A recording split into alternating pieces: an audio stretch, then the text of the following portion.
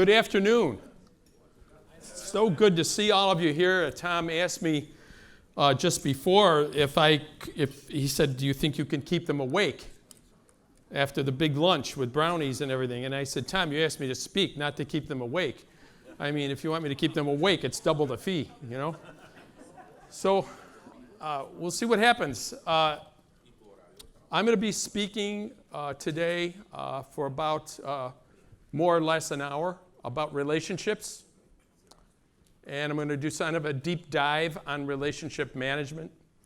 At about that time, I'm going to ask you to just reflect for 5 minutes, write some thoughts down. We'll come back, and then you'll be speaking to each other in small groups.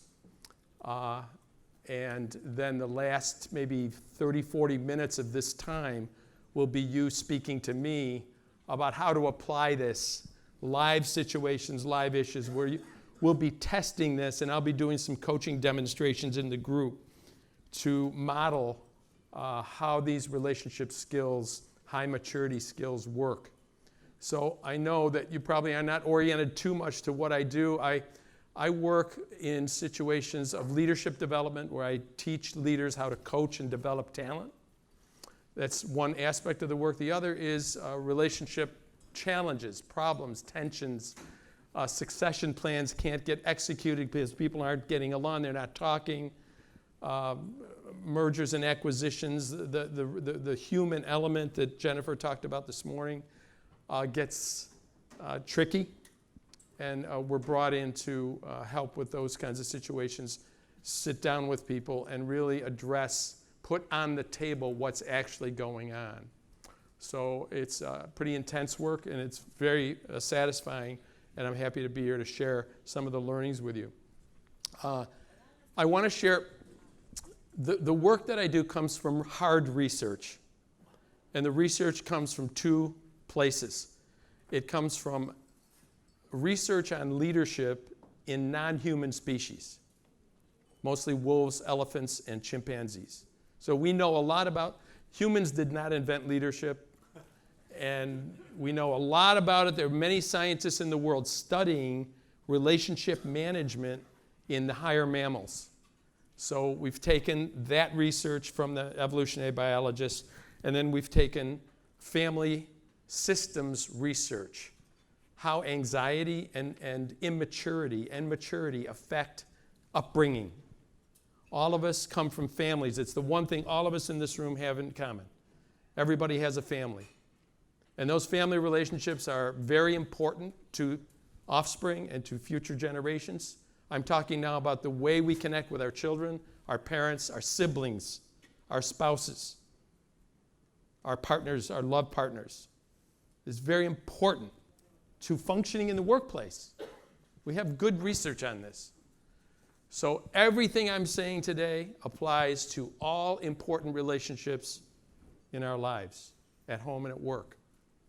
So I want to start by just introducing you to just a couple snippets on the animal research, which I think you'll be able to tell very quickly can really apply to humans. So the first person I want to introduce you to is Ian Cousin. And Ian's at the Max Planck Institute in Germany. He's studying swarms, flocks, and colonies. Animals that congregate, and why do they congregate, and what happens when they congregate. So he studied, this is a school of golden shiners. He studied fish. And why is it that these fish start out as individuals and they move to a group? Why do they do this? And he's studying this. This is the same phenomenon happening with jack blue mackerel. It's a very common thing with bait fish. This photo is called a bait ball. Fish do this for protection from predators.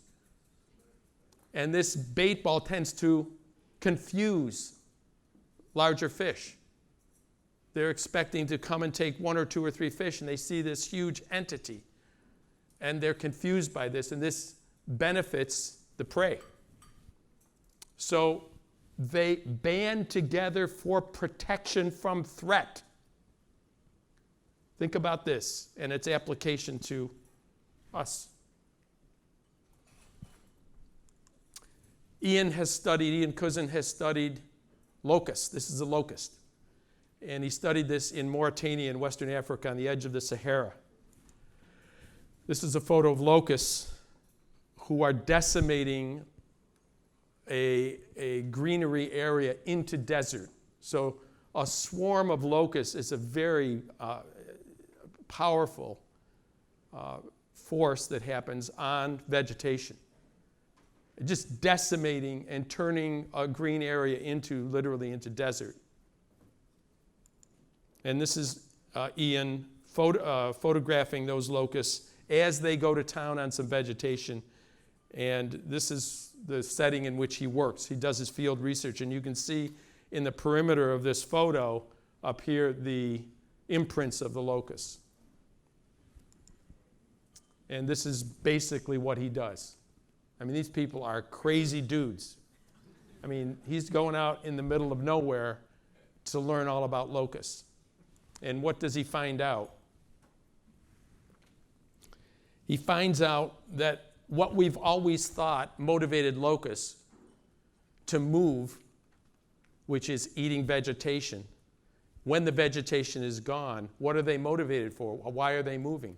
And he found out in very clear scientific way that they're not moving toward anything. They're trying to stop from getting eaten. They're cannibals. When the vegetation is gone, they start to eat each other. And what he says here in this is this sharpened our perspective on one of the driving forces for all collective behavior, which is survival. Why do people band together? Why are there groups?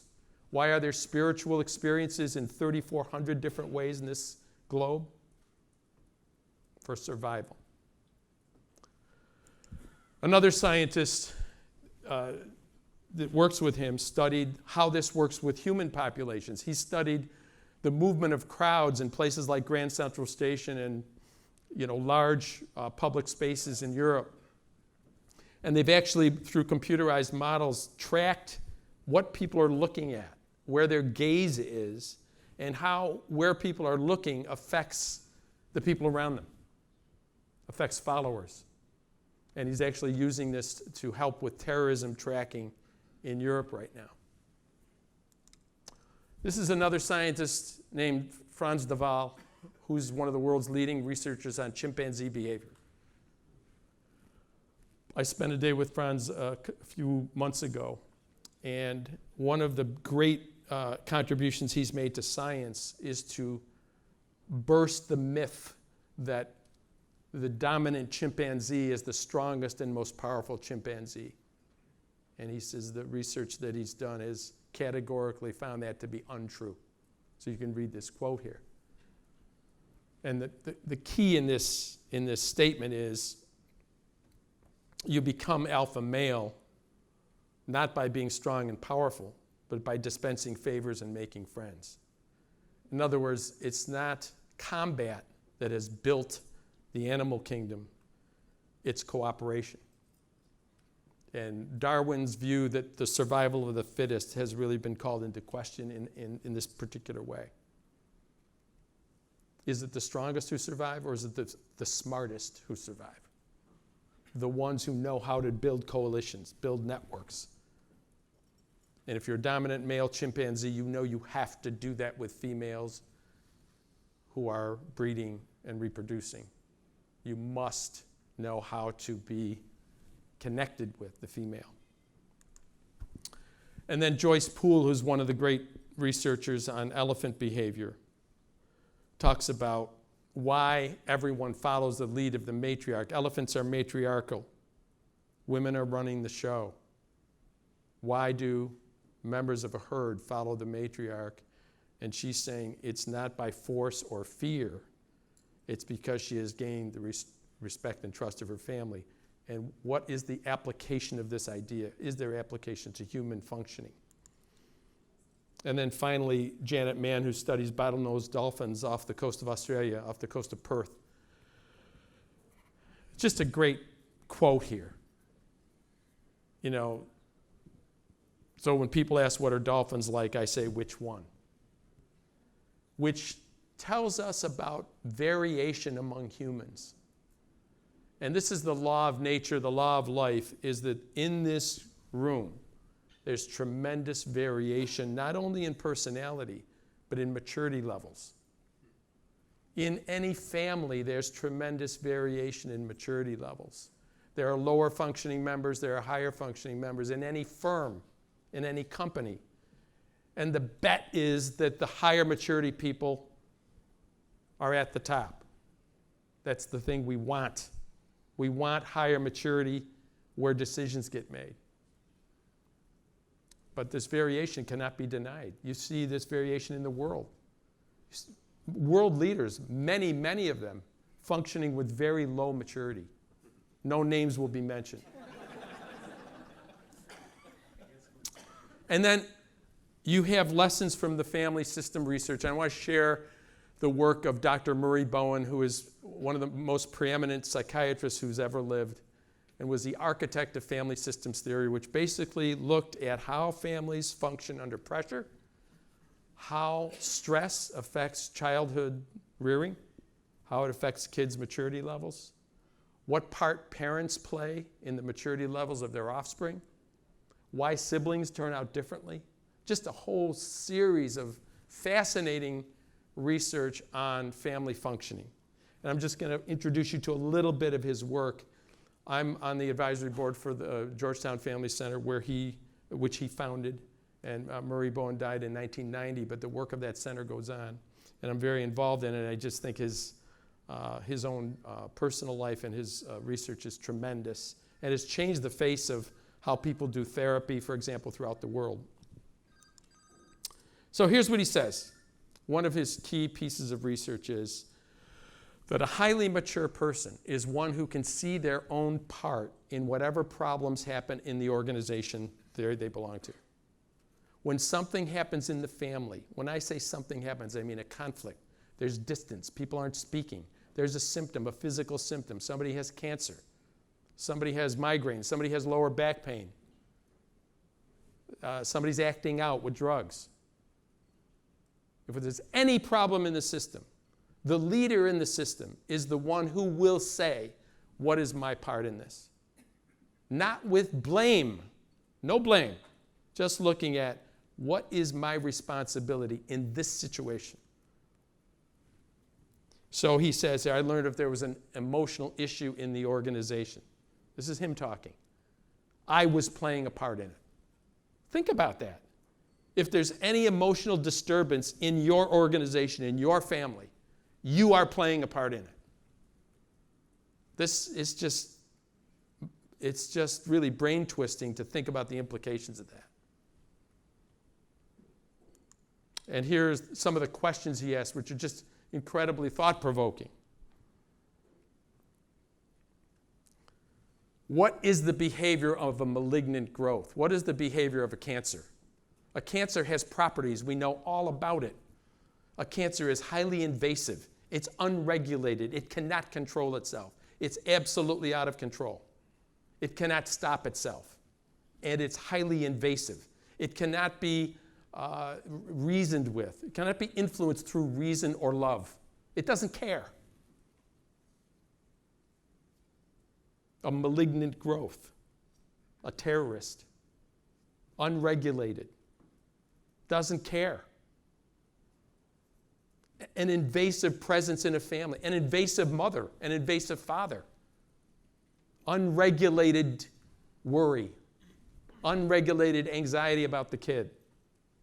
Or it could be in a firm, somebody running the firm. It could be a mother or father who runs a business and doesn't want to let go. You have a succession issue. They don't want to let go. And they're acting like a malignant growth. They're a toxic force in this process. What do you do? And this other question, deep. So what he's getting at here is there are people who experience tremendous adversity and hardship in life early in life. They have a severe loss. They have a trauma. They're up against it. They've been dealt a very bad hand of cards. And you see this over and over again. And you see that some people in this situation are finished. They're done. They cannot get on their feet. And others find a way through. Why? Same exact trauma, same exact sexual abuse, same exact hardship. The variable is not the problem, but the response to the problem. It's not the problem that's the problem in most systems. It's the response to the problem. The overreactive, anxious response to the problem is a bigger problem than the problem. I'm going to say it again. The overreactive, anxious response to a problem is a bigger problem than the problem. We can solve the problem if we could just stay calm and clear-headed enough, awake, aware. So these schools of research have led to a deeper understanding of what does it mean to be emotionally mature. What does it mean? So I'm going to just share with you the thinking about this. The thinking about maturity is that it means the willingness and the ability to take full responsibility for your own functioning. Your needs, your wants, your feelings, your thoughts, your reactions, your destiny, without blaming others, without blaming the circumstances, and the ability to see your own part in any problem that's going on in your system. More mature people are able to take responsibility for their part. Less mature people want to find out who's to blame. Who can we blame? You can see how I'm talking about world leaders being so immature. Our own Congress, U.S. Congress, it's just, I tell people ask me, what do I think? I say, what I think is that everything I teach is against what they're doing. No ability to cooperate, no ability to listen to another point of view without being reactive. Very self-protective, greedy, selfish, pretense, optics, looking good, no humility. Jennifer talked about humility this morning. Wow. So this is what I want to talk about is what does this mean? What does it look like when we're acting in an emotionally mature manner, when all hell is breaking loose in a succession planning process, when we're really not sure how this M&A is going to go, when we're in charge of leading people, nurturing them, challenging them, developing them, coaching and mentoring them. Do we know what we're doing? If you say to me, I know how to coach people, I know how to help them grow, to grow their confidence, their responsibility, I know how to do that. I'm going to ask you where you learned how to do that. Because most of us never learned how to do that. We're just winging it. So this is what it looks like. There are 3 skills I want to talk about this afternoon. And there's more to it than you can see on the screen right now. So I want to just kind of talk about it. Reflecting, connecting, and managing relationship triangles that are going on all the time. So reflecting means taking responsibility for your own awareness. That's what reflecting really is. I'm going to be responsible for my self-awareness and my awareness of others, my awareness of my kids, my siblings, my business partners, my strategic partners. I'm going to take responsibility for my awareness of what's going on when I look at all that. My awareness of what's going on in the system that I'm a part of. I'm going to take responsibility for that. What's going on here? What's my part in it? And what do I do about it? What's going on here? When there's any problem in the world, globally, locally, in a family, in a business, a leader, a real leader, is going to say, what's really going on here? Not just respond to symptoms and let's fix, let's Band-Aid, let's bury our head in the sand, let's try to avoid. No. They're going to say, what's really going on? I'm going to be thinking and reflecting about this. I might talk to somebody about it so I can reflect more.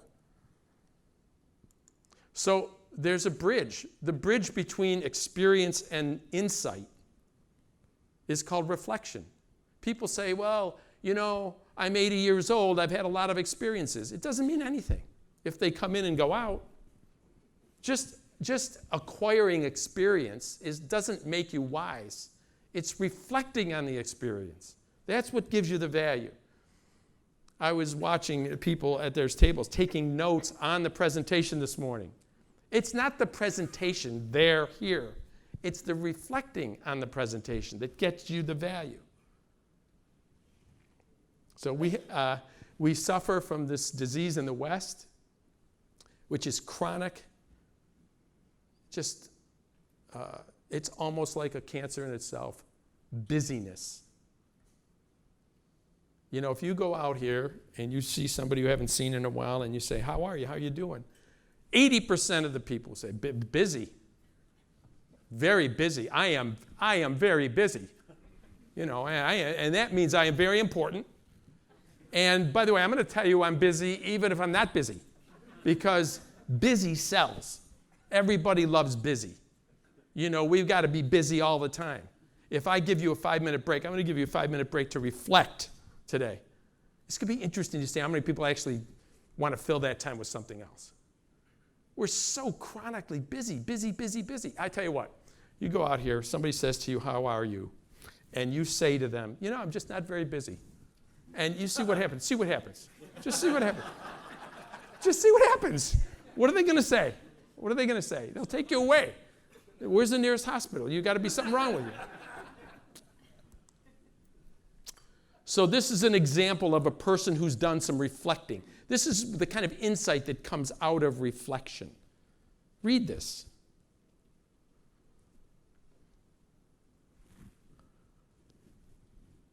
Now, you may not like to be a deep thinker, but if you want to lead people, you're on for deeper thinking. Because people will take you to the cleaner if you're not thinking clearly. Not because they want to necessarily, because that's what people do.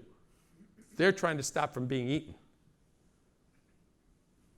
So I admire this example because I think this is a person who's done some thinking. So reflecting is one. The second maturity skill that I want to talk about is connecting. Now, what does it mean to connect? It doesn't mean just to get together people like we do in here and we talk, well, what do you do? This is what I do.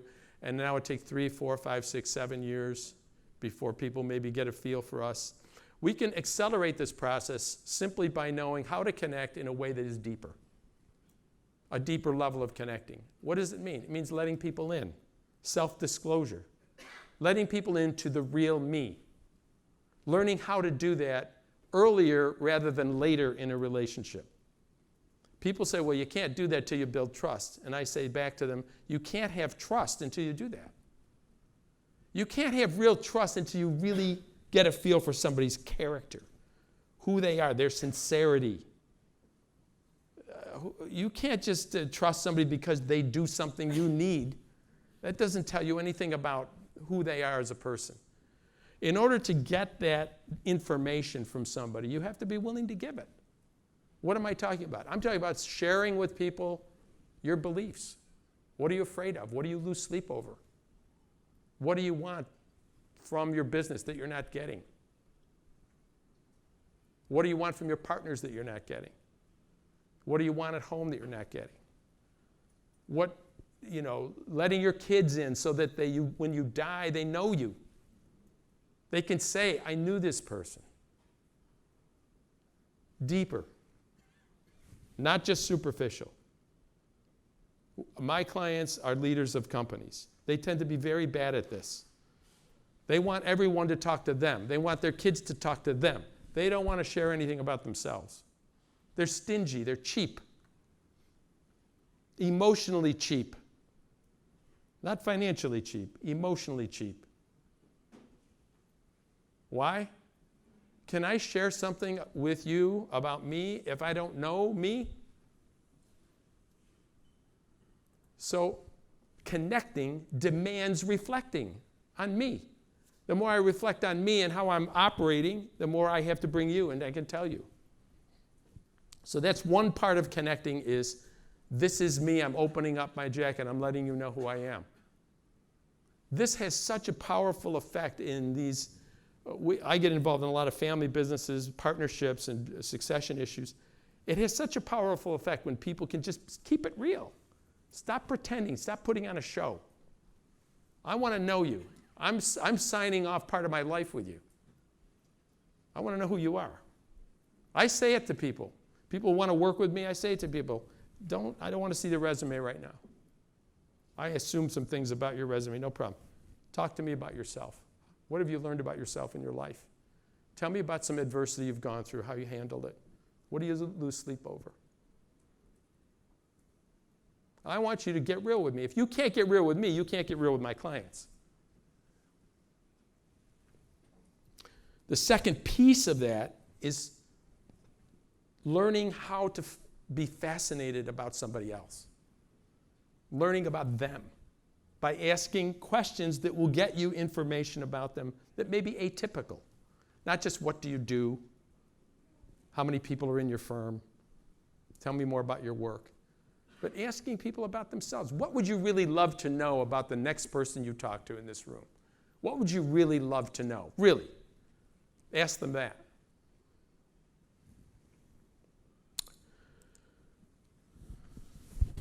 So, we know how to act curious. We're so socially smooth. We know how to act curious, even when we really are not that curious. So in order to be curious genuinely, we have to have curiosity. That's why I say, if you talk to me after this talk, here's a great question. What would you really love to know about me? And can you ask me? You talk to someone else. What would you really love to know? This is Murray Bowen again in one of his papers that I ran across in the National Library of Medicine.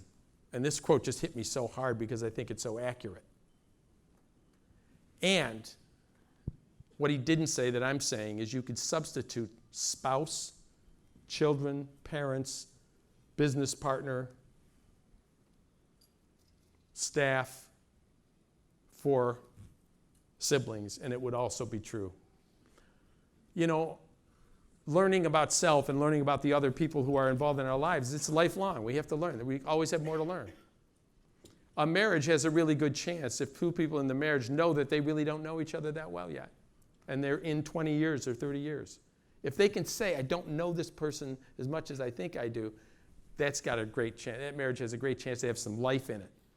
And this is true. A lot of M&A work and a lot of succession planning work is simply a matter of, I want to get to know my father in a different way. I'm going to ask my father different kinds of questions than I usually ask him. I'm going to stop being so afraid of him. Or I'm going to ask my daughter some questions that I've never asked her about herself. This is the work that we do. You can do the work. You don't have to call in a professional. Helping your clients get avoidance off the table, get the issues from under the table on top of the table. It's a big part of all these deals.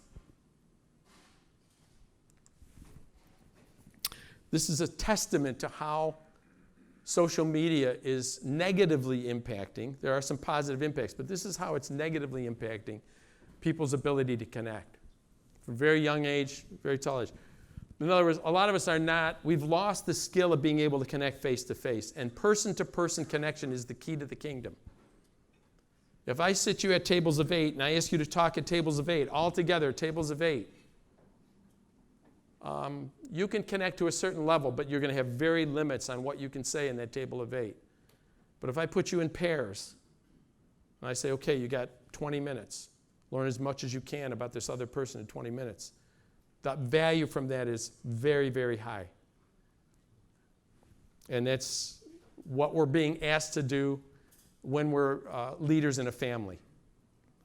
A family vacation is a vacation where you go with a family of 4, of 5, of whatever. And on that vacation, every single person has quality one-on-one time with every single other person in the family. And time as a group. Time as a group and time one-on-one. If you want to get to know your daughter better, one-on-one time.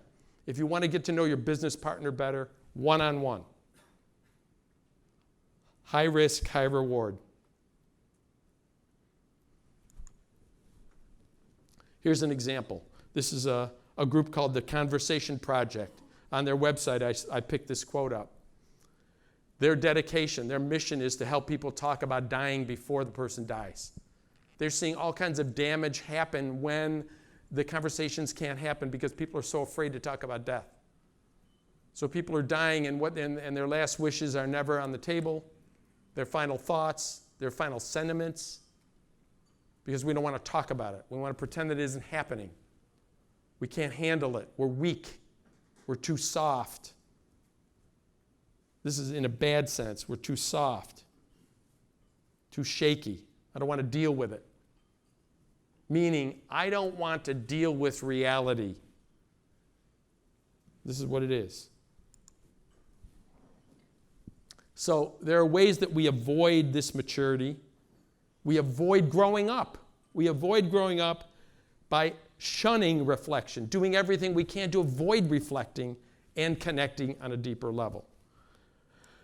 So here's how we avoid reflecting and connecting. I talked about chronic busyness, no time to think. I ask leaders all the time, so have you thought about this? I don't have any time to think. Now, it's scary when you see people running a country, running a business, running a family who say, I have no time to think. That system's going to be in trouble sooner or later if the leader of that system has no time to think. Second thing we do to avoid is we discuss issues, not relationships. How do you discuss a relationship? You look at a person in the eye and you say, I want to tell you what I want in this relationship, what I'm looking for. Or, I don't like how it's going between you and I right now. I want to do something about it. I want to shift the temperature. I want something more connective with you. That's talking about the relationship. We're not very good at that. What we're good at is talking about all the issues.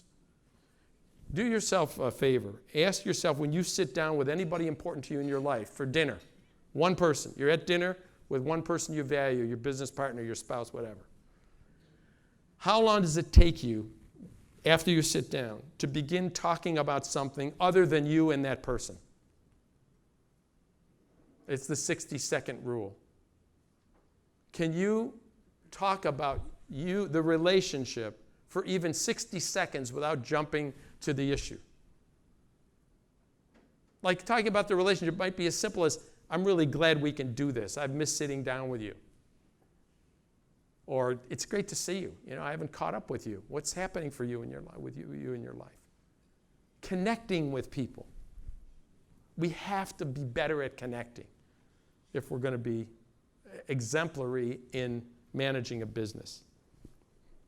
The third avoidance technique is closeness without substance. That's what I mean. What I mean is closeness is a feeling. I feel close to you. You just hugged me. We just spent some time together. We just went to a ball game. I feel close to you. We just had a meal together. I feel close to you. I don't know you. I don't really know much about you. I'm not really connected to you. I just feel close. Feelings, feelings, feelings. I feel close. Beware of this. Beware of the feeling of closeness that is not accompanied by true connection. If I put two glasses right here on the podium, I set them here. It's like this. I have them here. So I set them here like this. And these glasses are close. They're juxtaposed, but they're not connected. They're not relating. They're simply close. And this is, unfortunately, how many of our relationships are. We mistake closeness or connection for closeness. And lastly, and probably most, this is like a virus, it's like virulent, is overfunctioning. Overfunctioning means doing for others what others could get value from doing for themselves. Doing for others what others should be doing for themselves. We're constantly doing this, and when we do this, we avoid helping people grow up. We avoid being effective mentors because we're doing for people instead of engaging them to think about on their own 2 feet about what they need to do. Here's how we do that. Here's how we overfunction, telling people what to do. We're telling people what to do all the time. When you have a body of subject matter expertise or technical knowledge, which all of us in this room have, and you take it out to a client, they want that knowledge, you give it to them. You're telling. That's business. That's okay. When you do that internally, that doesn't make any sense. Telling people what to do. Telling your kids what to do all the time. Do you think that helps people have confidence? Does it help your kids grow up? The job of a parent, which is the same as the job of a leader, is to raise functional adults, confident adults. It's not to have everybody do everything right all the time. When people have to figure it out for themselves, they're going to make mistakes. Can you handle it?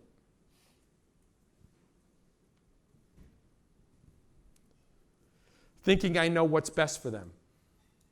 Here's how we do that. You know what you need? Let me tell you what you need. I know what you need because I'm clairvoyant. I'm clairvoyant. I know exactly I don't know what I need, but I know what you need. We're constantly telling people what they need to do. It's just a poor use of language, and it's a poor conceptual idea. Wishing people would be different than they are, wishing they would change, hoping they will change, waiting for them to change, making your life dependent on them changing, instead of, for example, engaging them on, are they interested in changing? Here's how you do that. You ask someone, are you interested in changing? Do you think you're interested in that? I just want to know. Any answer is okay, just let me know. Are you interested in making a shift? Fair question. And worrying about people. We worry about people. This is, it's just amazing how the terrorism mentality has infiltrated into parenting and running businesses. There's such a concern about safety that we're worrying about people who are actually doing pretty well. We're assuming there are problems where there are no problems. Mark Twain said, nobody knows the trouble I've seen, and most of it never happened.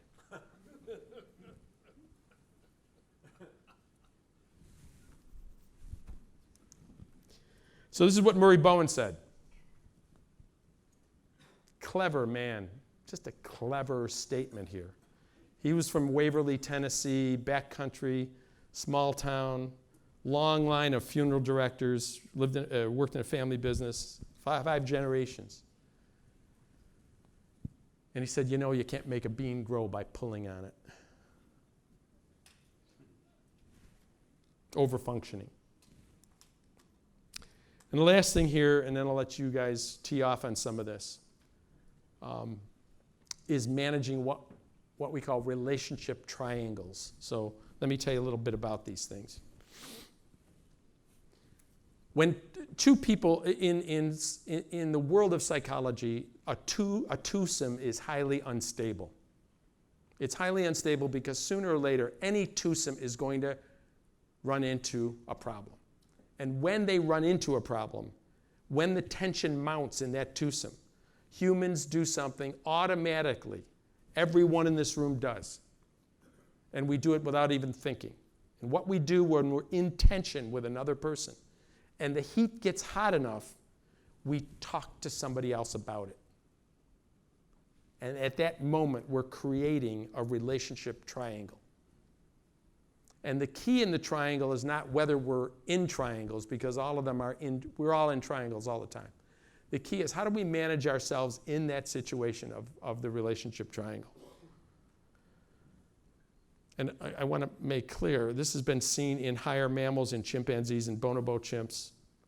We know that this triangular behavior is very deep in human functioning. It's very automatic. People don't say, I think I'll triangle now because I'm really tense. That's not how it works. We do it automatically. If somebody accuses us or blames us of something, our tension goes up, and within 30 minutes, most of us are going to be talking to somebody else about that. And we're going to be doing it in a way that makes the other the problem. You following this? Okay, so here's how it works. There's a messenger who goes to the receiver with a problem about the problem. So person B goes to person A and says, person C is a jerk. Person C is creating all kinds of problems for me. I'm coming to you.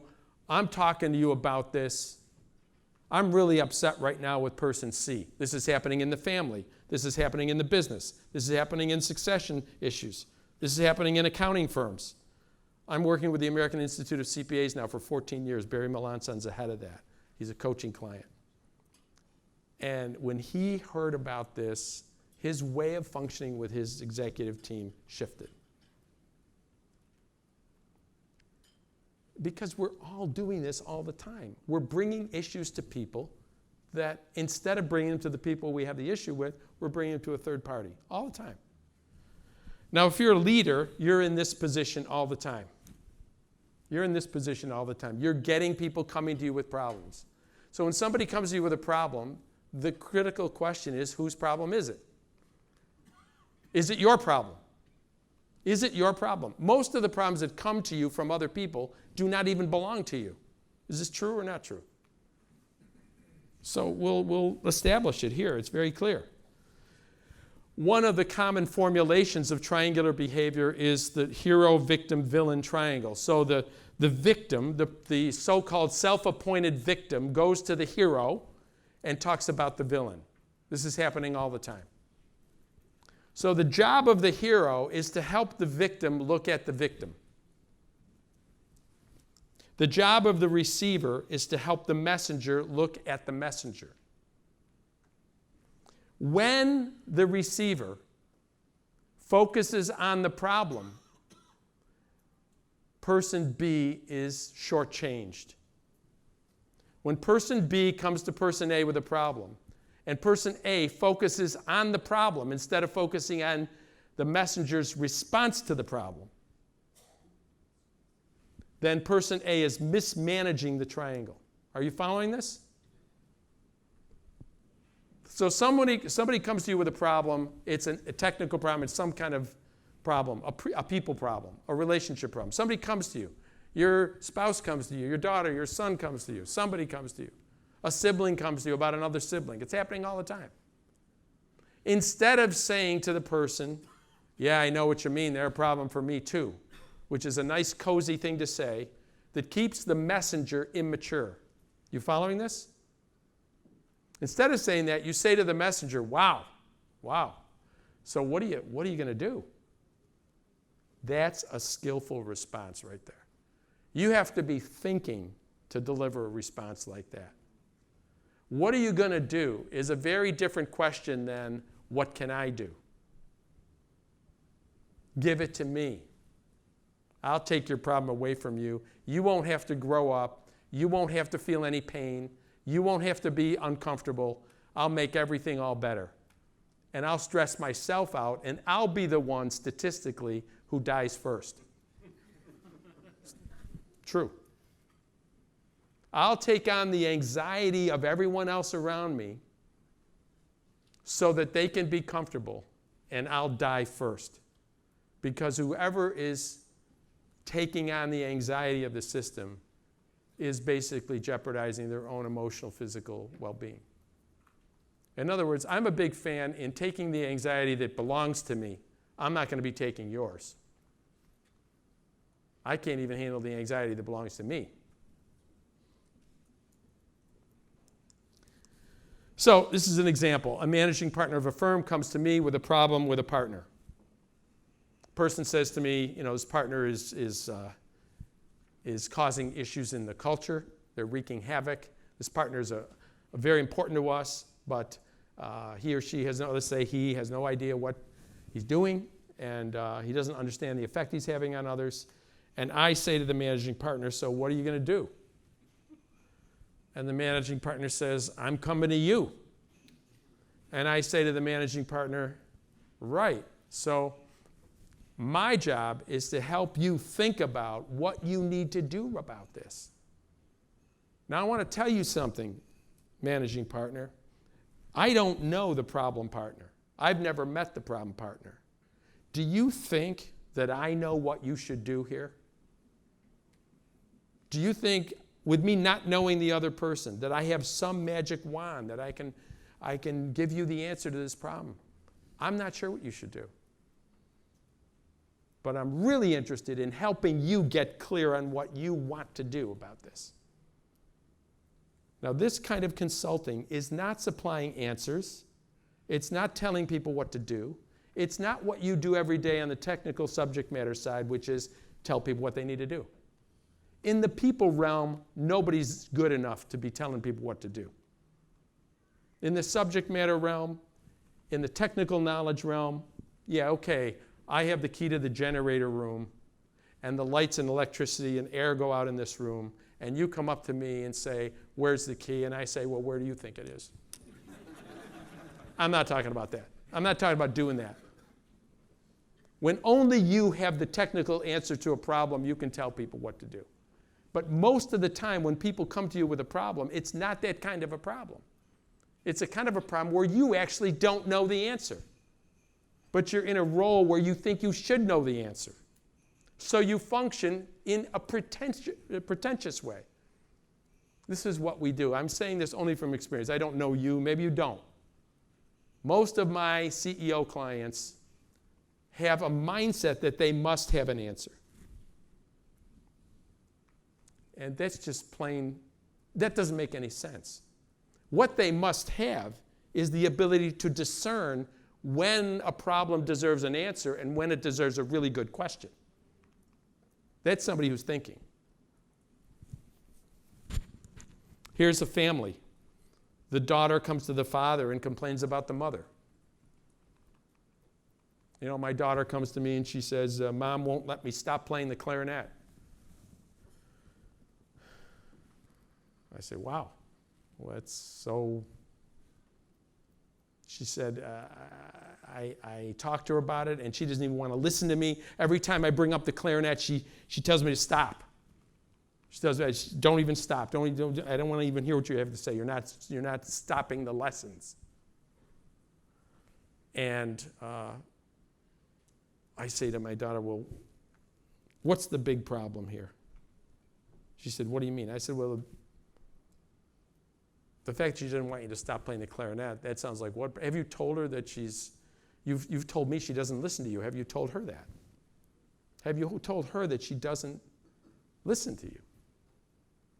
That you want to be listened to? Have you told her that? So what I'm doing right now is I'm coaching. I'm not telling my daughter I'm coaching. I'm doing behavior that a really good coach would do, which is asking the person with the problem to think about what they can do about the problem, instead of wanting to just dump the problem. So the guidelines for managing a triangle are as follows. Reduce the tendency to offer solutions to complex issues that you don't know the answer to. Stop thinking your job is to fix and solve in situations where your job is really to help people grow up, to help people think, to help people come up with their own solutions. Reduce your tendency to fix the problem. Give it to me. Just listen, go away. I got this. What are we doing to people when we do that? Reduce the tendency to carry a message from one to another. Hey, I want you to know that Sarah is really upset with you. I want you to know that. Because I'm Paul Revere. I'm coming to you, and I'm announcing that the British are coming. And I'm letting you know. I'm the messenger. I'm the self-appointed messenger. Why are you doing that? Why would someone say, I want you to know that Sarah's really upset with you? Why would someone do that? Is that helpful? I'll tell you what I think it is. I want to be a part of this. I want to be involved here. I like dirt. You know? Insert yourself when uninvited. Like, we give up on people. We think they can't deal with it. They can't do it together. The reason they're not doing it together, one of the reasons is they're not really getting the kind of coaching that could help them take some responsibility. And taking sides, of course, which is what This country is now firmly entrenched in the culture of taking sides. The United States of America is really becoming the ununited States of America in many, many ways. Polarized extremes, far left, far right, fighting each other, cannot talk, cannot listen. It's as immature as you can get. And we're teaching our kids. We're raising our kids in this. Work toward neutrality. You know, say to people like this, wow, they bring you a problem. You say, wow, I don't know what I'd do if I were you. Now, I know that sounds, to some of you, it's going to sound uncaring. It's actually the opposite. It's emboldening people to take some responsibility. Asking curious questions, staying connected with each side. The thing with the triangle is you stay connected to the problem person, you stay connected to the messenger, and you don't get in the middle. Listen to both. Say and do things that have the effect of each going to the other instead of them coming to you. I say to people all the time, I'm not sure why you're telling me this. I say it all the time to people. Like I'm talking to a vice president of a company, and the vice president says to me, you know, my boss is this and this and this and this, and you know, she lied to me and blah, blah, blah. I say, okay, you know, I'm not sure why you're telling me this.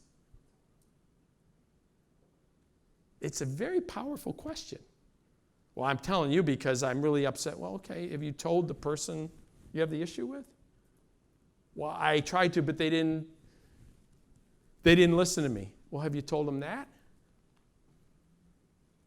Well, I've tried everything.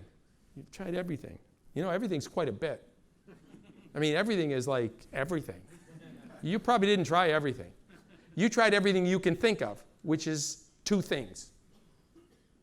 So there are 3 or 4 or 5 or 6 things we can talk about. The idea is to promote self-responsibility in all the people around us.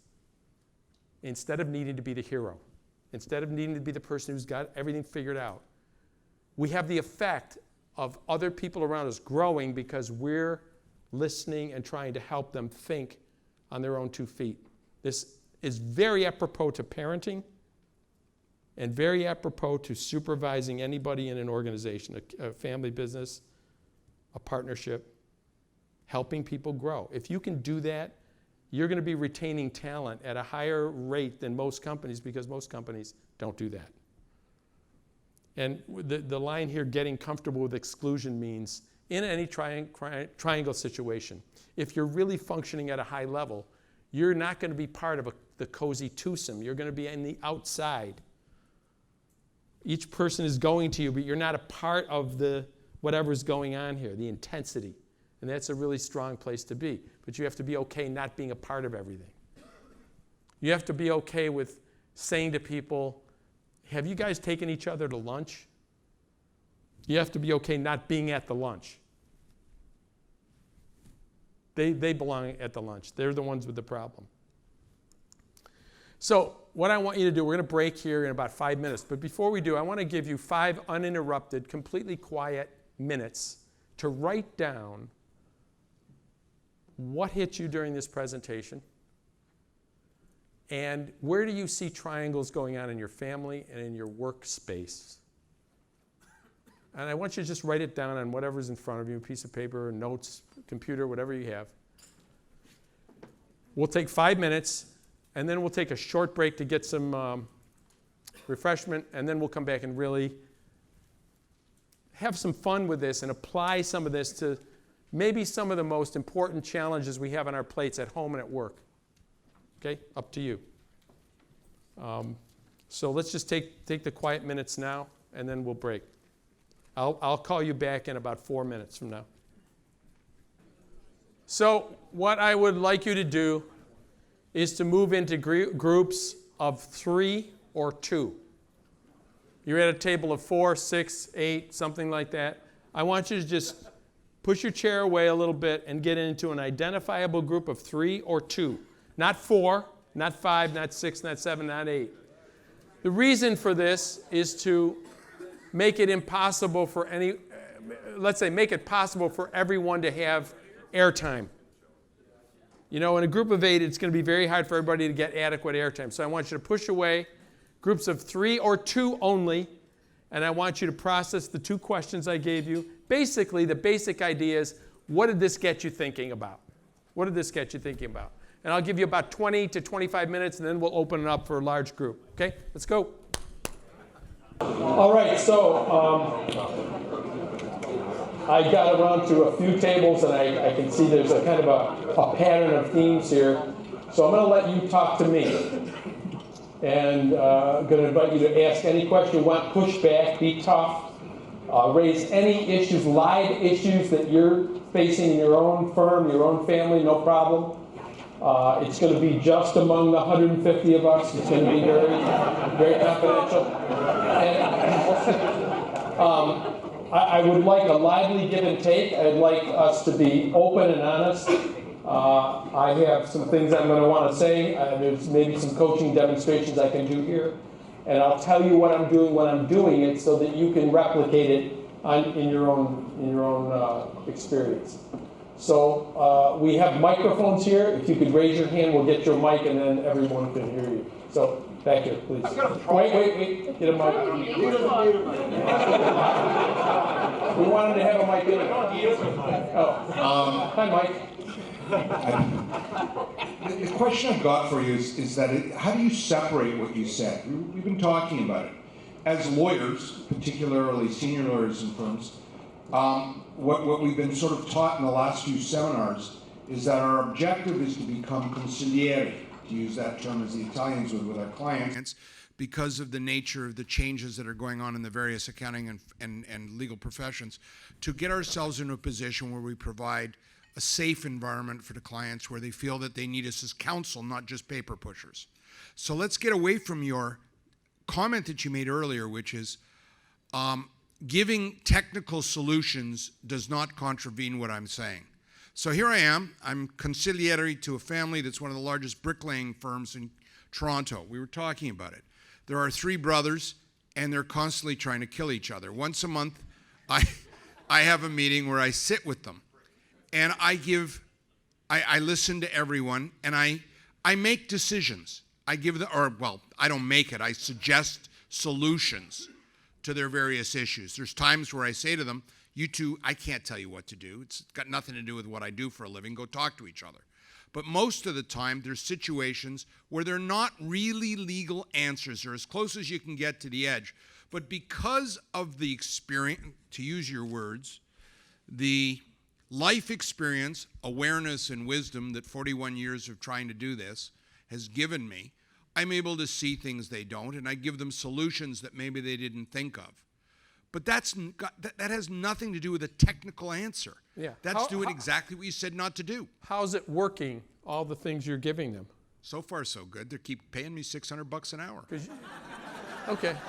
So if they're paying you $600 an hour and they're still killing each other and you can sleep at night, I'm saying great for you. No, it's always different issues. So let's try something here that might be good for people to watch. I'm going to do something with you called a reverse role play.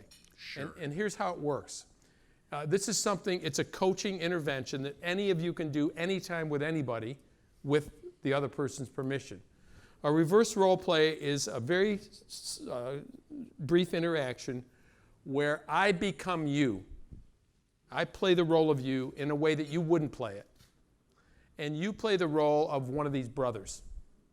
So I'm going to be talking to you as you, and I want you to just be them. I want you to give me a first name, and we'll have a conversation here.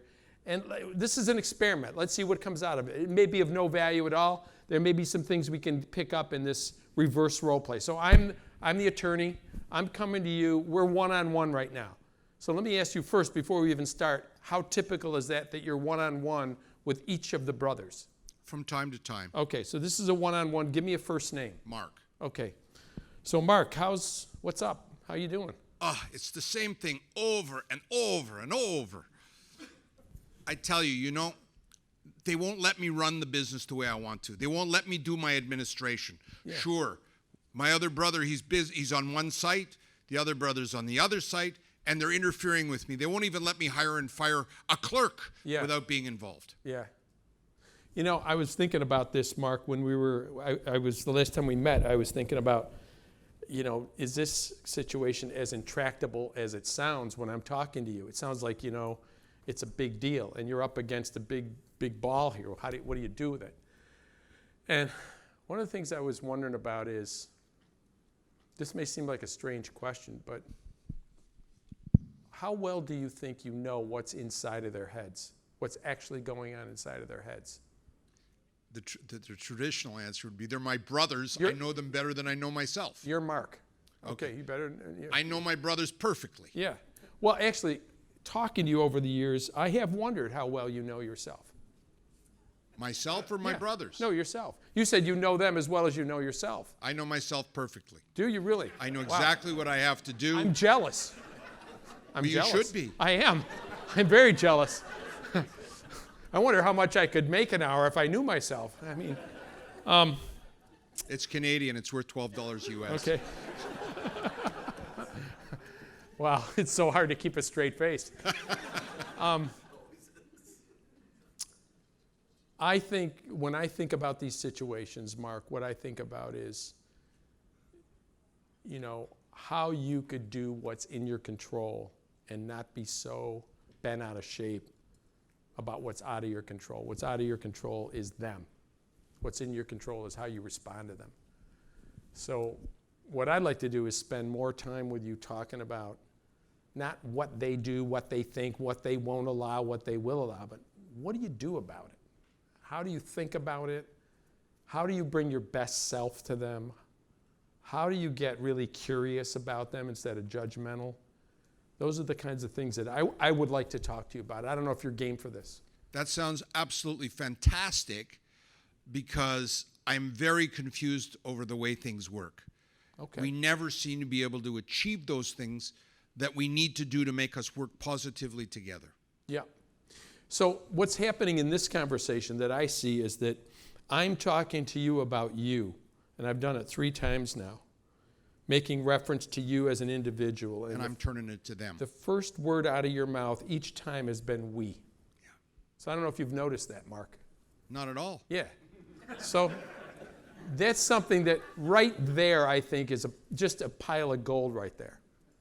I just see that as very significant. It's almost like, you know, your mother has a headache and you take an aspirin.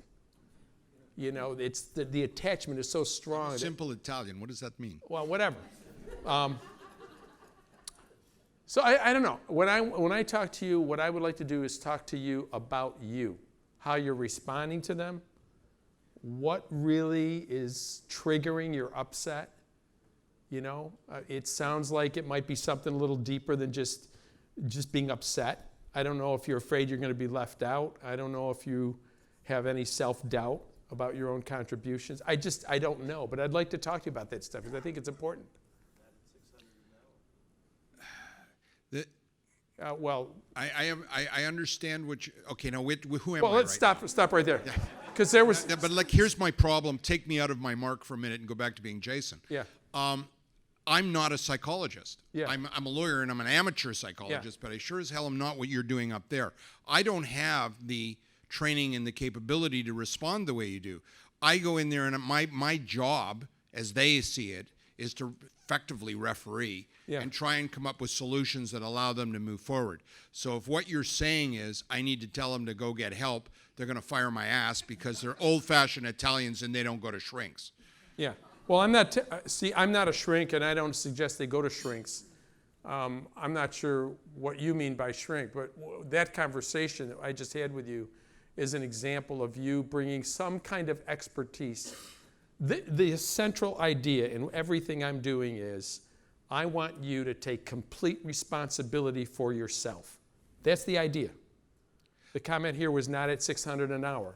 No, I understand that. I recognize what you're saying, but my difficulty is, how do I, as a lawyer, in a situation where I'm providing the best counsel I can based on my knowledge, wisdom, and experience, or I think those were your words, how do I get the client to learn what you're saying. Like I don't Yeah. have the skill set. Right. To So do what so you're you doing. could get the skill set. That's a possibility. You could acquire it yourself through ongoing coaching from somebody on the outside who has that skill. That's one possibility. You could broker that skill set to your client with you stepping back. And my experience is not that people will fire your ass, but they will say to you, is this not something you can do? And you can say to them, this is not something I can help you with. I'm really good at this and this and this and this. This thing I'm not. And I've committed to you, by the way, that if I'm not going to be helpful to you, I'm not going to take your money. I'm sorry. Did that violate an ethical principle of yours? You stepped over it. Yeah. You definitely stepped over a line. Yeah. I forgot to bring the ethical piece in here. I'm sorry.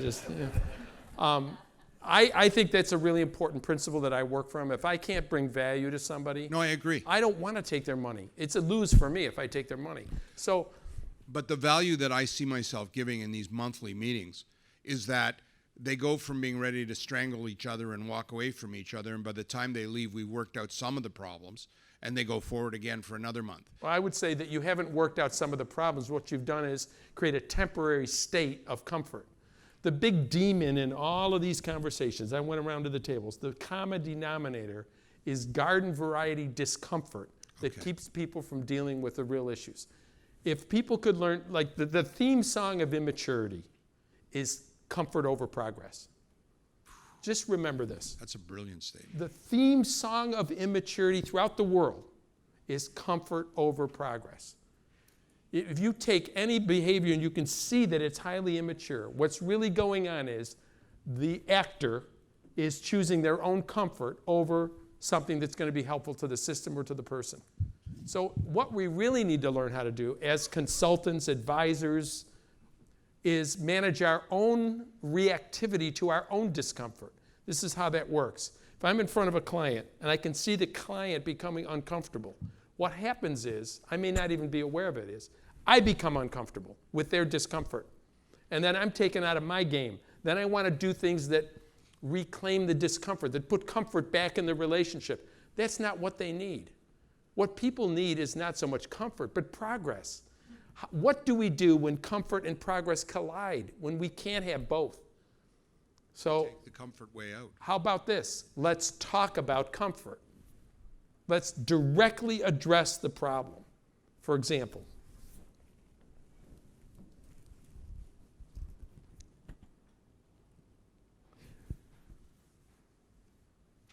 do you believe that the discomfort you're feeling about talking to your brothers about this or talking to me about this means we should avoid the conversation?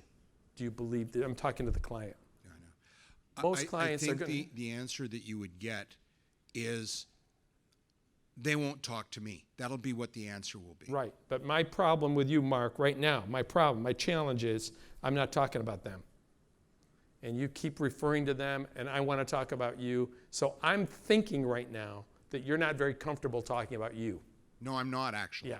And so where do we go from here? We can keep talking about them, but where are we going to go with that? So you're telling me that the problem is really not them, it's me. No, I'm saying that you own your part of it and they own their part, So and I you have can't to change find their my part. I have to find what my part is and try and adjust that so that it'll fit better with them. I think it's a winning idea to look at what you could be doing right here really with like your that. brothers that could completely shift the way this conversation goes. I think that's a winning idea. I don't know what those answers are, but I can work with you to get those, find those answers. You Now- see, that's something from a lawyer's perspective, that, what you just said, Yeah. now that's something I could use. That's something that I could say to him. Yeah. And I could say it in a way that says, look, this may not all be about the boys.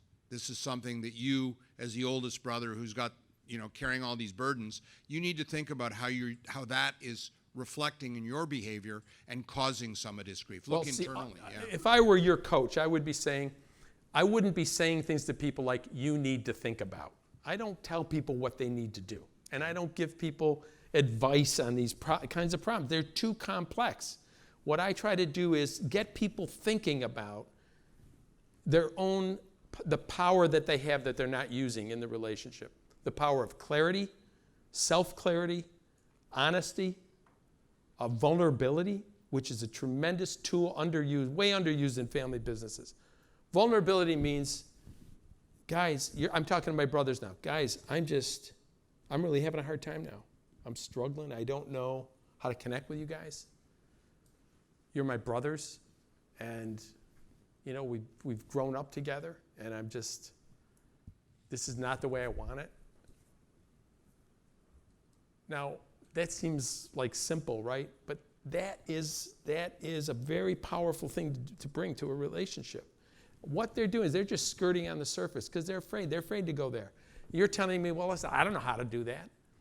So what do you want me to say to you? I'm saying to you what I really know. You could learn. You're a smart dude. You can learn how to do this. At least you could learn it 20 or 30% better than you know it now. It's not being a shrink. You guys are wrong about this. You think this is shrink stuff. This is therapy. No, it's not. It's asking people to deal responsibly in the relationships they're in. And I think you can be taken out by this bias you have about this. We're not talking about shrinks. We're talking about, are you interested in really looking at what's going on in you? Now, somebody like me could help. I don't have to get to the client. I could just work with you. Or you could work with somebody else. There's people around you who have these skills. I don't know who they are. So the two avenues I see are you raise your game in this area so that you can actually be a relationship coach along with an attorney, which you're doing anyway. If you really look at it, you're doing that all the time. You're trying to do it. Because all the time the relationship is going on, no matter what the deal is. There's a relationship going on. You're not going to stop that. Nobody's going to stop that. Are you afraid of that terrain? Are you thinking I can't do it? You in this room. Have you convinced yourself this is not, you don't want to get into that? Okay, if that's your position, find somebody who is really good at it and bring them in. But I asked you that not facetiously. I said, how is it going doing it your way? And you're saying, I'm getting $600 an hour. And it's a laugh. It's great. But is the system making progress? If the system is making progress, okay. But my question is the progress that needs to be made is finding to deal with entrenched individuals in a family business, to make them do the things that you're asking and that you're suggesting, is much different than me simply being the referee at their monthly meeting and managing to solve the issues on a Band-Aid. And listen, I don't disagree. It's a Band-Aid. Yeah. It ain't a solution. And it may be making it worse in that it gives them the idea that it's progress because they feel better. They feel better for today because you've been in. So they have the illusion that there's progress. There's not really any progress because they're not getting to what's actually going on. What's actually going on is what? Is it sibling rivalry? Is it mistrust? Is it fear? What is it? All of the above. Let's get it. Let's get to it. Why are we skirting around like this? The reason is the consultants, the advisors are scared to death of going in there. Because we don't have the expertise. Okay, so we can get some of that. I'm not a shrink. I have that expertise. I'm not a psychologist. I've really done a lot of work on my own life, and I've wanted to learn it, and I've learned it. You can learn it. So I'm not defeatist about this. I just think it's an additive value thing. I know attorneys are in that soup every day. Accountants are too. The CPA has more regular contact with the client than the attorney, in many cases at least. But anyway, thanks for I don't know if this is useful for you guys first. Let's get to other people and see what people, let's have some hands here. That's good. Thanks, Jay. Yep, over here. This just happened. My answer to question one, the thing that struck me the most was when my partner comes to me with a problem, and I, of course, immediately about one of my other partners, and I immediately try to fix it. During the break, I got an emergency phone call from our administrative partner who was complaining about another, and I said, so what are you going to do about that? And, I mean, he didn't speak for a solid 10 seconds. That's called a home run. I mean, so that's good. So it's a funny story. I don't know if it solved the problem, but it sounds good. It's good for a show like this. You know? No, and it's something as lawyers, and I agree with Jason, especially regarding clients, it's different when you're a manager and people in your firm come to you with that type of situation than when my clients come to me. Because I agree the client is a much different relationship. And I found, in that I generally just tried to fix the problem. And in fact, sometimes it was, I'll handle it. Just you don't worry about it. And just frankly to get them the hell out of my office. And it's faster for me to deal with it than do what you're describing. But all I'm doing is putting the problem between the two partners still exists. Yeah. And until I heard you say that, I never thought to myself, especially somebody who does litigation and alternative dispute resolution, we're used to people coming to us when something horrible has happened and expecting us to help fix it. Yeah. But that was the first thing I wrote down. Well, this morning we heard the value and the importance of empathy and how empathy is coming more into vogue. It's not such a soft thing. Empathy is always must be balanced with challenge. There's a time to be empathetic. There's a time to challenge. And what empathy does, the purpose of it, the focus or the force of empathy is that it aids connection. That's the real value of empathy. When we can empathize with people and know what they're going through, it comes from the Greek. Empathos means to feel with. When we can feel with people, we connect with them. That's great. That doesn't necessarily help them grow. It just helps them feel connected. What helps people grow is challenge. And challenge means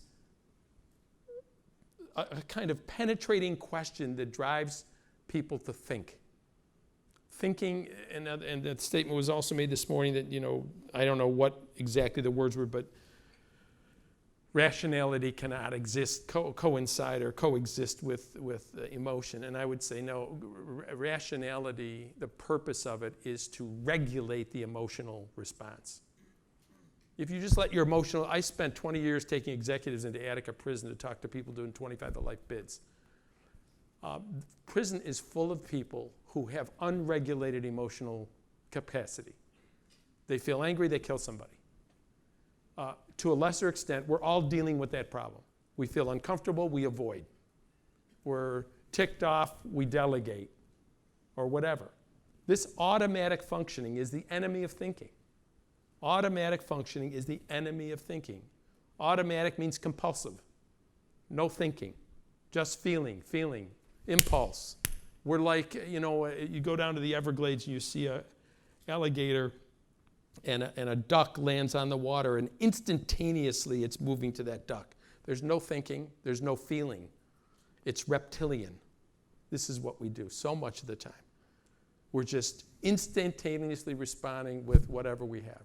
So the maturity means the incremental process, the slow process of gaining more regulation over the feelings, being able to think our way through a problem, and using the cerebral cortex to regulate the emotional tendencies we have, the emotionality. Emotion is information. It's information. It's very important, but it's a poor decision maker. Does this make sense to you? Emotion is not trustworthy as a decision maker. It's a source of information. Wow, you're really upset, you're really angry. I'm going to pay attention to this. What's going on in there? I'm going to explore this. That's great. So I think, you can see the discomfort in both the cases that have been talked about here. In one case, I'm just getting rid of the problem. I'm not solving it. I'm just getting it off my plate. In another case, there's a need for deeper exploration here, and I don't know what to do with this. I'm not very good at this. Okay. That's not the end of the story. That's the beginning of a story. That's how I'm seeing it. And listen, I'm just giving you my best take here. I'm coming, I don't know what you're going to give me today, but I know that the way I'm thinking about this applies to relationships. It's at least worth thinking about. My purpose today is just get you thinking about this. That's it. I don't know if we're accomplishing it. Let's keep going around. And whoever has a mic, turn around, and maybe that table has something, or anybody have anything over here.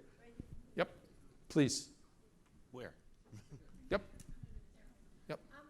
My question is, are you seeing more of this, and is it kind of generational related? Because, what I'm seeing is a sort of, and I even see it with my kids, is that we have a generation of people where we have enabled them and given them what they want as parents, and I feel like they now are transferring. Their bosses are becoming their parents, so they're running to their bosses with a problem. with a problem instead of dealing with them themselves. And then, something that Michael brought up was, and then technology then enables this because they also are used to hiding behind their computers and their social media. And Yeah. So yeah, I'm in the West. I want to make sure. So I've traveled all over the world. I've done work on relationship triangles in rural villages, tribal villages in Bangladesh, and Peru and Mexico and everywhere. And these biological processes, these are biological, not cultural processes. Like everybody has feelings in the whole world. That's not a cultural thing. Everybody mismanages those feelings. That's not cultural. What we have here is this cultural phenomenon in the West of parents who have overfunctioned for their kids, who are always there when not needed, and the entitlement everybody's complaining about. I get this question all the time. In fact, I'm going to address next week the New York State Association of Chiefs of Police. These are 500 chiefs, municipalities, chiefs of police in these 500 municipalities in New York State. And I met with 15 of them a few months ago, and I said, what do you guys want me to talk about? And I thought they were going to say something like, racism, which I really would love to talk about. And they said, these young cops, these young police are driving us nuts. They're coming in with tattoos on. They don't show us. They want to leave work early. They don't, they don't share our prejudices. We can't talk. It's just funny. And the first question I have, and I think the most important question I have, whenever you see entitlement in a younger generation, and you're seeing it now, Wall Street Journal had a great article a couple of years ago on the front page of the business section. It said, the most photographed generation, that's what it said, And, the question I have is, who raised these kids? Who raised these kids? The people complaining to me raised these kids. There's almost no exception to this. The people telling me, what do I do with these crazy people? They want to leave work early. Yeah, these crazy people who want to leave work early, you raise them. You raise these crazy people you're talking about. So let's talk to the people who raised them about what was going on in them. What was this about? The golden rule of parenting is you give children you meet their reality needs. So what drives parenting in a highly functional system, a family, is the reality needs of the children, not the emotional needs of the parent for the child's approval. You following this? Okay. The parent has an emotional need to be close to the kid. What disrupts that in the parent is not giving the kid what they want. So the parent thinks, if I don't let this kid stay up till midnight watching TV or playing video games, they're not going to think I'm a cool parent, and I can't live with that. So I'm going to give them what is actually not in their best interest, because I'm so starving for their approval as a parent. So now what's happening is the emotional needs of the parent is driving the parenting process. What ought to be driving the parenting process is the reality needs of the kid to be a functional adult. So meaning anything that builds a kid's confidence, that helps a kid overcome adversity, that helps a kid be a good thinker, not be so emotionally reactive to everything.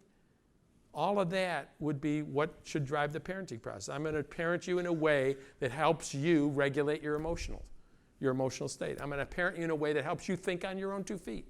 I'm not going to tell you everything. I'm not going to tell you what to do and worry about you and remind you, and I'm not going to be in your space a lot. And I'm going to tell you that. I'm just going to tell you, I'm not going to be in your space a lot. If you need me, if you get into a jam, I want you to feel free to come. And sometimes when you come and it's not a jam, but you think it is, I might not be too upset about it. I might want you to figure it out on your own. See, we don't put that. So that's what we have. So now they come into the workplace, and the owners of firms are saying, well, what do I do? What do I do? They're tremendously talented. But I don't know how to supervise these people because they've never really been.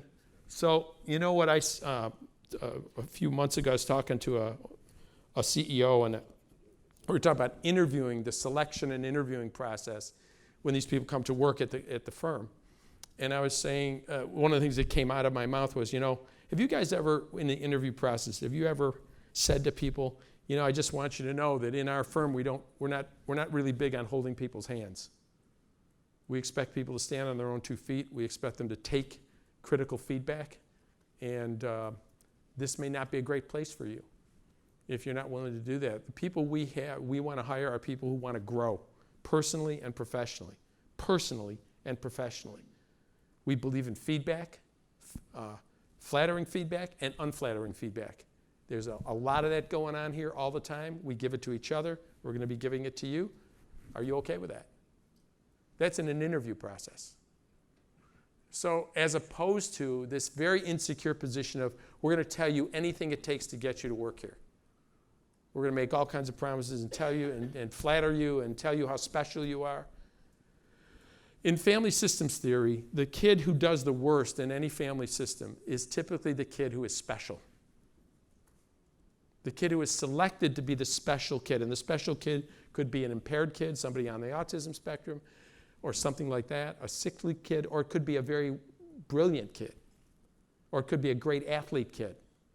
But when that kid is marked with the special moniker, their life circumstance, their life functioning is compromised. Because guess what? They're not that special. That's the terrifying reality of life is, I don't want my kids going out into the world thinking they're very special, because they're going to get chewed up. They're going to get chewed up because guess what? They're not that special. They're special to me, but they're not that special. You know what? They're just like everybody else. They got to figure it out. Now, parents do not have this attitude today. In other words, I'm talking about us. So I don't know. This is a long response. What are your thoughts about this? This is a widespread problem. How do you supervise young millennial workers who have a different ethic than you do, different value system? What do you do? What have you found? Let's talk. Raise your hand, please. Right here. I think what we're talking about is problem solving, and I think that there's several hats that we all wear as professionals and as business owners. And so on the one hand, when I'm handling litigation, the client contacts me and says, how are you going to get rid of this litigation? And what are you going to do to fix this? And so that's one of the things I have to do to try to fix things, and I'm not necessarily nurturing them. I've got to fix it. And I'm not giving them any business solutions except for maybe what they might have learned. There might be some lessons learned as a result of litigation. And then we have another hat where we're supervising the millennials.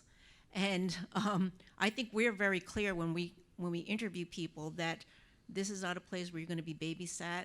It's similar to what the CEO said. You're going to get a lot of criticism, a lot of feedback, and how do you feel about that? And there's some people who come in who don't want supervision, and every once in a while someone might file something without showing it to you because they think that their skills are superior. So you just have to catch it and make sure that you get the message across that this is what our expectation is. And then on the third hand, there's clients who come to us and they want business advice. And it's kind of similar to what your situation is. And it sounds like, some of these kitchen shows, where the guy comes in like Kitchen Confidential and he tells everybody what to do, that, they've got to get rid of the rats and the roaches from the restaurant and clean everything up. And tells everybody point blank, this is what you have to do in order to turn this restaurant around. I think sometimes you have to do that. You have to be very blunt, and I like that approach in terms of giving business advice. I remember when I was coaching soccer, and this really very successful soccer coach used to say to the forwards, the people who were the goal scorers on a soccer team, used to say to them, he'd bring them in for halftime, and he'd look right in their eye and say, I want you to tell me what that goalie ate for lunch. That's how close to that goalie I want you to be. And he said, this is what I want. Now listen to this. I want is very powerful. Not I'd like, I want. And it's not in a dictatorial way. I'm just letting you know what I want. I may not be able to get everything I want, but I want you to know what I want. This is what I want. This is what I expect. If you can't deliver on it, I want to have a conversation with you. I'm open. But I'm telling you, I've thought a lot about this, and this is what I want. To a child, to a kid, an adult child, to an employee, often, I know you might not think this, that's music to their ears. They want to know what we want. They may not like it. They want to know. And we're very stingy with that. A lot of us are very stingy. We say it all kinds of different ways, but we don't say that. This is what I want. So, I mean, that's a thought. Others, yep. Yeah, I had a problem similar to the one that Isabel was alluding to a few moments ago, and I had to fire somebody, which is something I haven't done previously in 10 years, because he just kept, smart guy, but he kept making mistakes, leaving early, incomplete work, and at some point you say, no, enough's enough, I can't deal with this. But you answered her question by saying, well, who raised these children? You raised them this way. But that's not really right. She didn't raise the employee who's not acting appropriately. I didn't raise the employee acting appropriately. So the question is, and I understand you're saying part of it is a screening process when you hire somebody in the first place, but assuming you have someone on your hands who's like that, smart, quick, but constantly makes mistakes and loses out on the job performance, what do you do? So I talk to them I say to them what you're saying to me right now. Like, here's how it might sound. You know, I don't know what to do right now because I want to keep you here. I really love your skill set. I love the way you're relating to people around here. And these mistakes you're making and these sort of habits you're developing are not acceptable to me. And I'm like this with you right now, and I don't know what to do. I don't know if you know it. I don't know if you see it. I want to have an honest, one-on-one, person-to-person conversation with you about your future here. I want to keep you here. I don't know if you want to stay here. If you want to stay here, I want to talk to you about how these things have to shift in order for me to really be okay with that. So I'm just going off the cuff. That's how I would do it. It's a straight up, open, honest, non-superficial, sincere, heartfelt conversation from one person to another. We're losing this art in business and in families. Sitting down and just sharing from the heart what's really going on in me. Notice what I did there. Catch it. I'm talking about myself. I referred to her, I referred to the other. You said and, not pardon? You used the word and. You used the word and when you said the good things, and then you went to the criticism instead of but. And I thought that was effective because it didn't take away what you just said positive. So that was very good.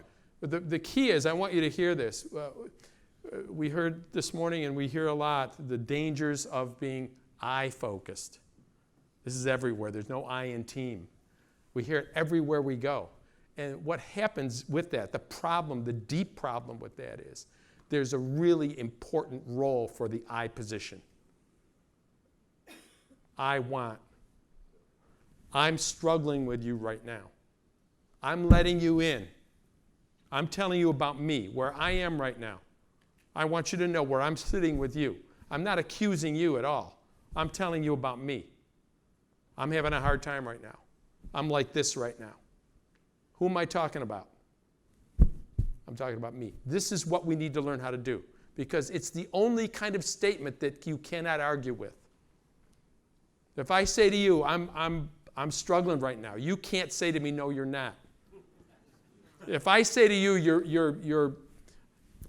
you're incompetent, or you're not doing this, you're not doing that, the other person can say, yes, I am. You don't understand. No, you're not. Yes, I am. We're into something that's unnecessary. Talk about yourself and teach others to do the same. Coach others to own their own leadership. Own your own part of the problem. And I'm going to own mine.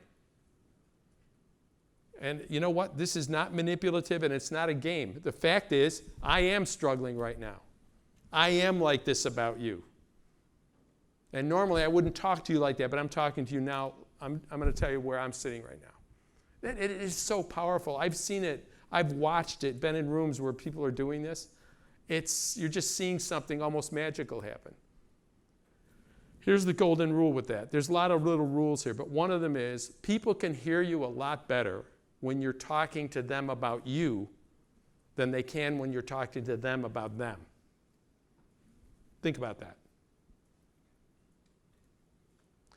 The other rule that I love, and I think it's profoundly accurate in my experience, is people can hear you a lot better when they're pursuing you. Think about that. When you're pursuing them, they're running. How do you set this relationship up so that they're actually pursuing you? Just think about that. Others, I appreciate that. Others.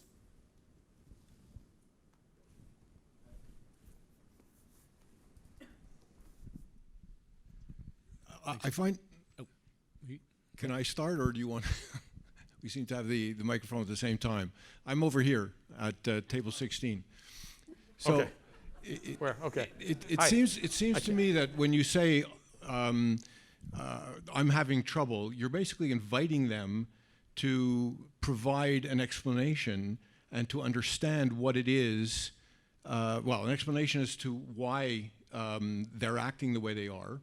And then inviting a conversation to occur as opposed to you telling them what they are, which I can see would create a certain amount of pushback, because regardless of who you are in terms of the hierarchy, it's difficult for somebody to accept the fact that you know better than they do who they are.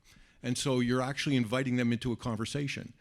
The other thing also is there's Let me just stop that point, and then don't lose what you're about to say, Okay. but I just want to add, what you're really doing when you say, this is where I'm at, is you're stimulating reflectiveness in them. You're helping them think. When you're accusing somebody, they're not thinking, they're reacting. Exactly. So there's a... Right.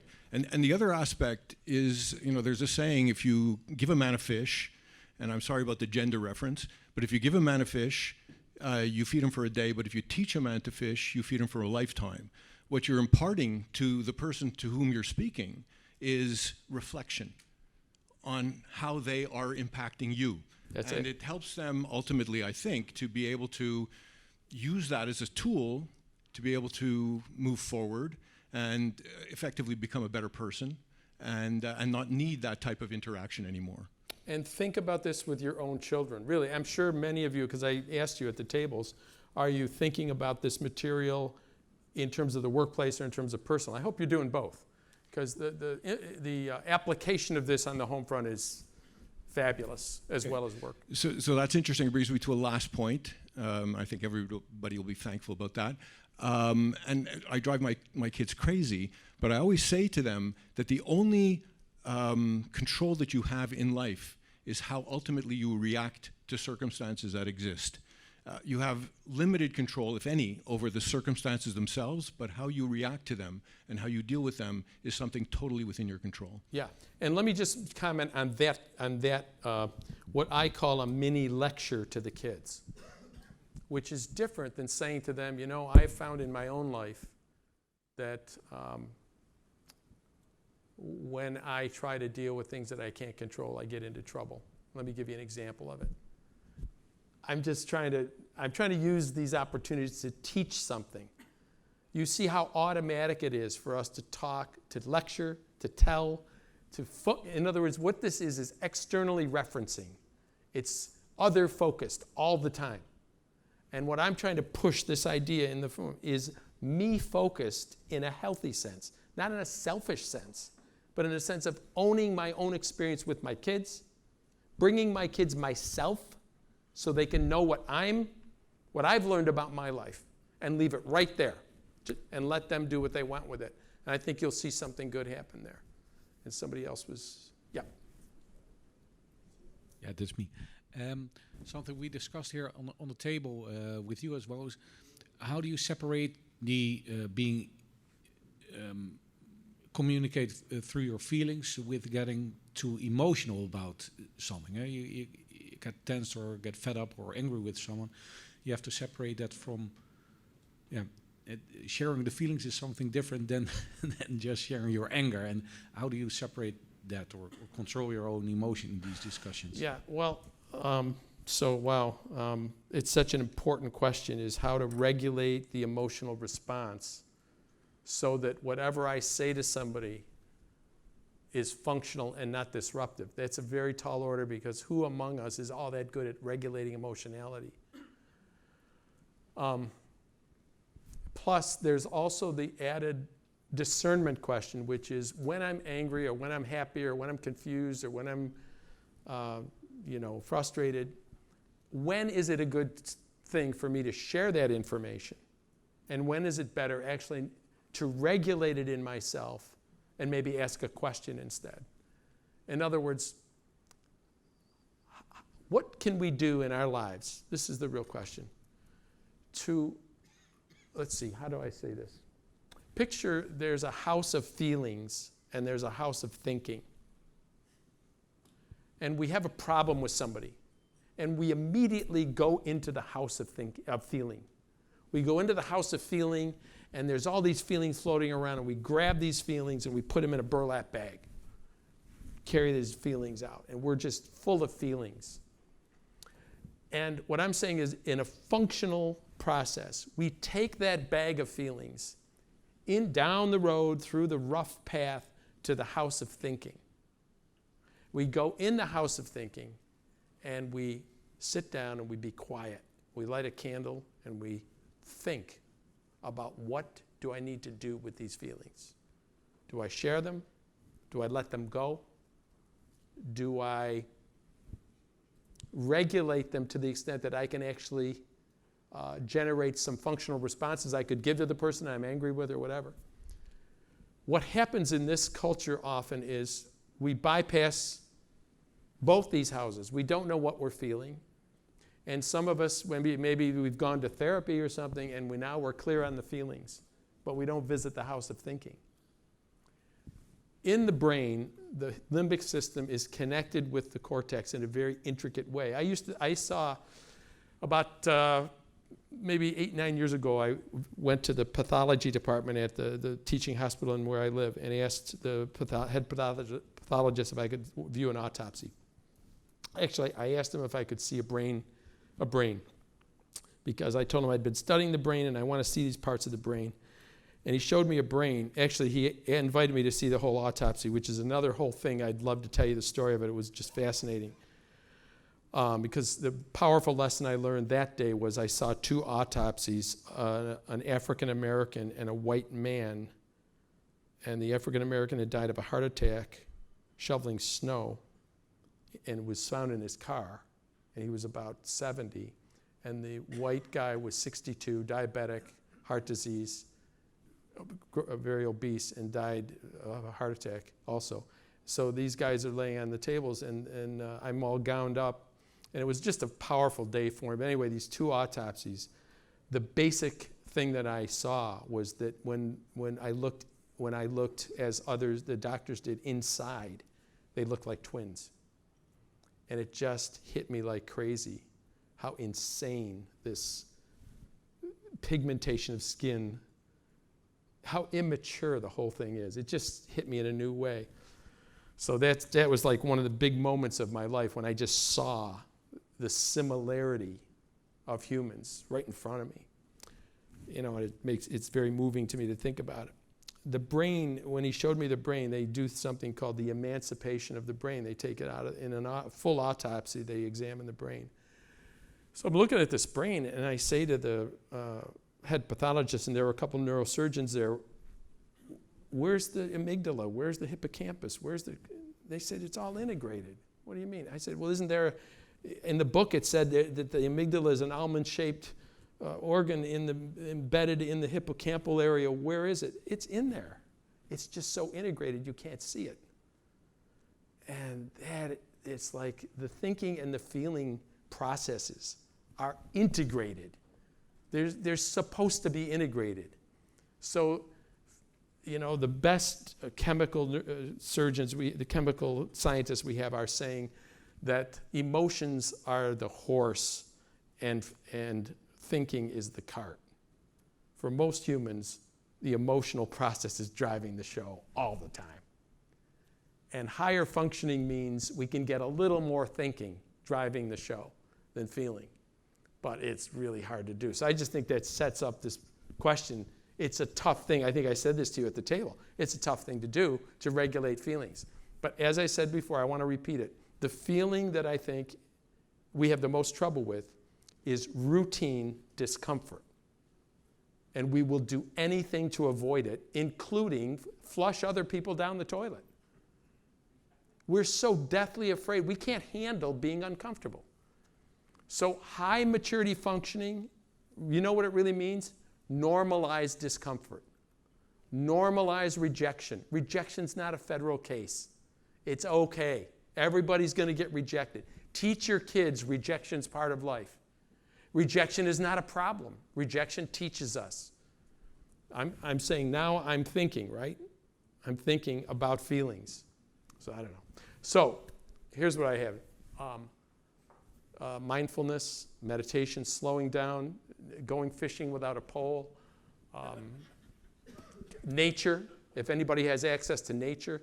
What are the routines that we could build into our life to help us settle? Are there any routines that we could build in so that we're not so reactive and reptilian about the way we function?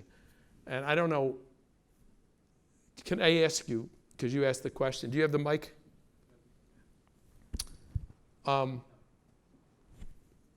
Is this comment practically useful, or is it just an idea for you? It's still an idea.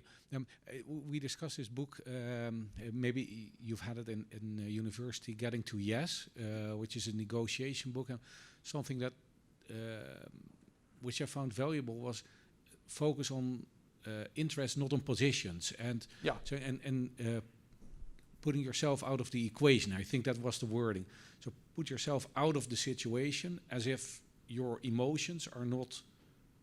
Yeah, not or it's a way. And it's hard to do. Yeah, a way to control your own emotions. That was. Yes, and it's a great idea. We all have to control our emotions. It's a great idea. How do you do it?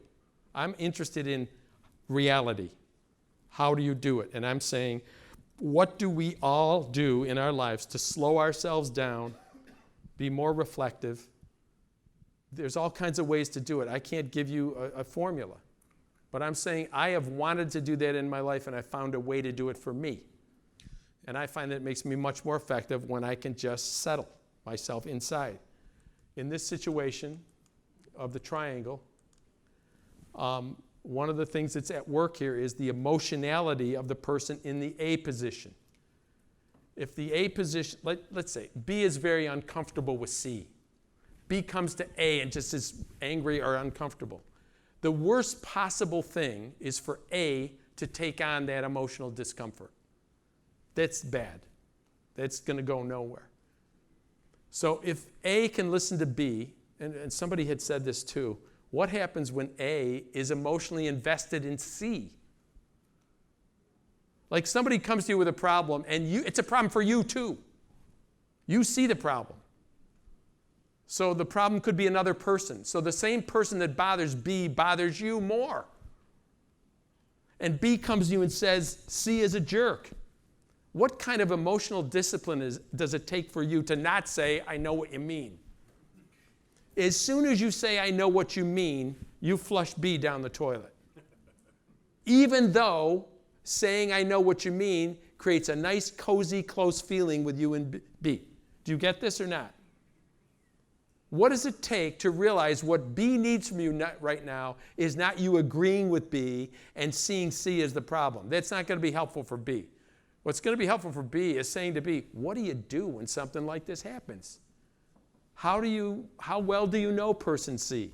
When's the last time you took them to lunch? That's a great question, by the way.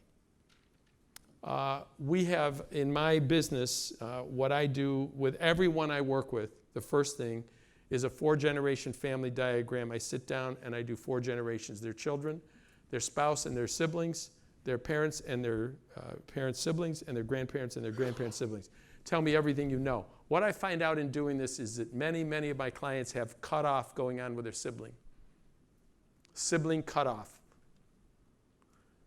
This is a problem in a family. It's a multi-generational problem. If I'm not talking to my sister, my kids and my sister's kids are going to be compromised. In other words, we're robbing them of a functional first cousin relationship. Are you following this?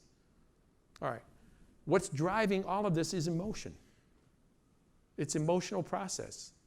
People are not thinking, what's the long-term effect of me not speaking to my sister? Very few people can think that way. So I would say take responsibility for, when you're not upset, staying some routine of calmness. And then I'm with you. How do you regulate? How does A stop from being emotionally involved with B? How does it happen? That's the goal. And that's the best I can do. I don't think there's magic here, but I think it's a very important question. I wish I could answer it in for a full way. And you had something here? You have Mike? Okay. Yes, and I'm conscious of the time. Yep.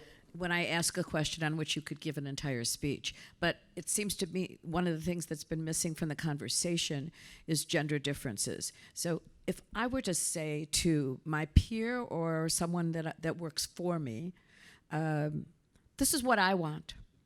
This is what I expect. And I do that, by the way. But depending on who I'm talking to, the reaction can be different. When you said early on in your remarks, something that I absolutely agreed with, it was such a simple statement. Have you ever asked somebody if they're interested in changing? And that I said, perfect, I need to use that. And then as I've been sitting here and listening to you, I say to myself, that's a pretty heavy assumption. That question carries a lot of negative energy as well. How does that sound coming from me or from other people? Are you interested in changing? Now I can say it in another way. So are you really interested in changing? You can say it another way. Here's another way to say it. I find in myself that sometimes I'm interested in changing and sometimes I'm not. And I'm just interested in what you find in yourself in this situation. Do you find that you're interested in changing or not? Sometimes I don't want to change. I don't know what it's like for you. Do you want to change? Do you find you like it? So that's another way to do it, is to start with self-disclosure and then go to the question. It's another way. But basically what's happening is you're saying there's something that you need to change. And so that's what, no, I don't want to get stuck with it, but I'm not sure I'm saying that. I'm not sure I'm saying that. When you say basically what you're saying, what you're not saying is, John, is that what you're saying? Yes, what are you saying? I'm saying that in this situation, it's going to help me know where to go in this conversation if I have the information about whether you're even interested in looking at changing.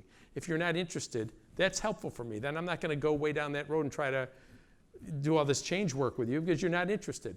I might talk to you instead about why you're not interested and the kind of culture I want to create in my company of people who are interested in positive change. I might want to talk about that instead of whatever else.